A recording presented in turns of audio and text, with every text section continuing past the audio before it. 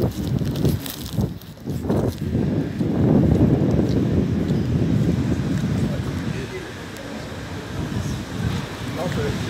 ça vous intéresse avant, ouais?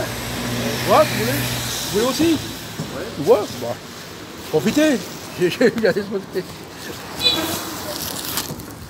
Voilà, allez, bon courage, ça va, c'est pas trop dur? Non, ça va. C'est bien, vous êtes courageux, au moins c'est bien. Ah, merci beaucoup. C'est ce qu'il faut, hein, c'est bien. Bah, que Dieu vous bénisse et bon courage hein, pour la suite. Allez, au revoir. Merci. Voilà, bah, merci Seigneur. Voilà, bon bah...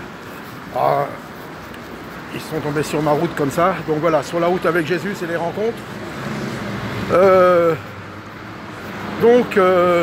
Bah voilà, c'est ça, sur la route avec Jésus. Alors c'est très simple hein, ça, hein, c'est pas, comme j'ai dit, du m'as-tu vu, tout ça, c'est le naturel. J'avais branché ma caméra, je les ai vus et bon. Donc voilà, donc bah, j'ai à cœur encore de vous partager quelque chose. Ce que je voudrais vous partager, c'est à la fin des temps, l'Apocalypse. Alors je ne sais plus dans quel chapitre que c'est, mais à un moment il dit bien que bon, quand il y aura toute cette colère de Dieu, cette grande tribulation, quand des choses terribles vont arriver, que Dieu va marquer les siens d'une marque. Vous voyez, cette marque, c'est marqué sur leur front, pour que les anges ne les touchent pas, quoi, pour les préserver. Alors il dit bien les élus, ceux qui lui appartiennent vraiment. Donc ça c'est la marque visible qui seront pour les anges. Alors je ne sais pas si c'est un peu spirituel ou que les anges simplement le verront. En tout cas voilà, c'est la marque de Dieu. Donc ce que je voudrais dire, c'est pas la marque des hommes, hein. Tout ce que nous voyons, beaucoup se recommandent catholiques, protestants, évangéliques, et puis parmi les évangéliques, les baptistes, les pentecôtistes, et on continue. Vous voyez, donc c'est pas ça la marque. Dieu n'en a rien à faire, ça c'est une marque, c'est des noms d'hommes. Comme il dit bien, ce fameux chiffre 666, c'est une marque d'homme. Et tout ça, c'est une marque d'homme. Alors je ne dis pas que ceux qui se recommandent de ces fédérations, religions ou autres seront condamnés, c'est pas ça que je veux dire. Mais ce que je veux dire, c'est pas ça qui sauve. Il suffit pas de dire moi je suis protestant, moi je suis catholique, moi je suis ceci, moi je vais à l'église tous les dimanches, moi je fais ceci, je fais cela, c'est pas ça.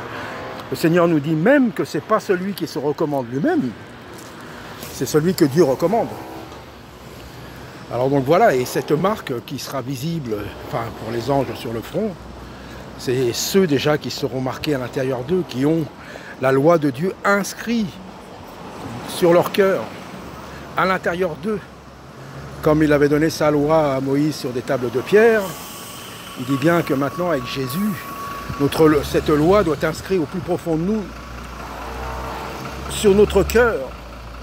Alors je ne parle pas du cœur cardiaque hein, qui nous permet de vivre, mais le cœur, un endroit là où le Saint-Esprit règne, et là où il y a la loi, la marque de Dieu, la soumission à Dieu, la foi en Dieu, c'est à l'intérieur. Vous voyez, donc c'est ça que je voulais vous partager, quoi. Dans ces temps difficiles, nous voyons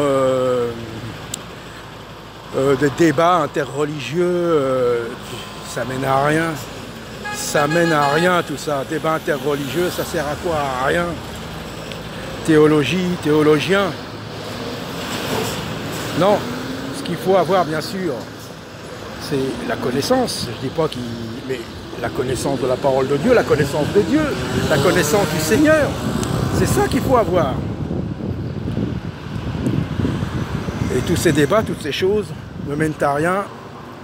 Il vaut mieux, comme disait Paul, éviter les discours qui ne font que rivalité et des choses qui n'amènent à rien, quoi. Donc voilà, donc c'est ce que je voulais vous parler de cette marque, ce sceau de Dieu, au fond de nous, au fond des siens. Et c'est pas comme Jésus donnait un exemple. cet homme-là, ce pharisien qui priait Dieu, qui dit ah, Dieu, voilà, je te loue, je donne ceci, je fais ceci, je fais cela. Je ne suis pas comme cet homme derrière, là, ce publicain, et l'autre derrière, le publicain, il dit Seigneur, sois apaisant envers moi, car je suis un homme pécheur. Et il dit bien que quand il est rentré chez lui, il a été exaucé. Donc voilà, vous voyez. Donc voilà, ça n'engage que moi, n'y voyez aucun jugement, aucune critique, c'est simplement un constat. J'ai fait partie de ces choses-là. Et ce que je voudrais dire, une fois qu'on sort, bien sûr, beaucoup, peut-être la révélation, mais comme disait Paul, il faut rentrer en profondeur. Et plus on rentre en profondeur avec Dieu, avec le Seigneur, plus on s'éloigne de ces choses-là, quoi. Parce qu'on voit qu'on est tellement loin, tellement loin, tellement loin de ce que c'est que la foi en Jésus-Christ, que la véritable assemblée des saints, on est tellement loin.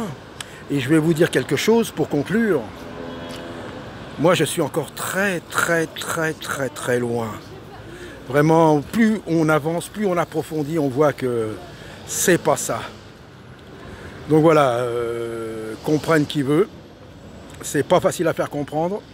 Mais voilà, c'est ce que je voulais vous partager avec la foi. Et soyez tous bénis, que vous soyez, qui que vous soyez.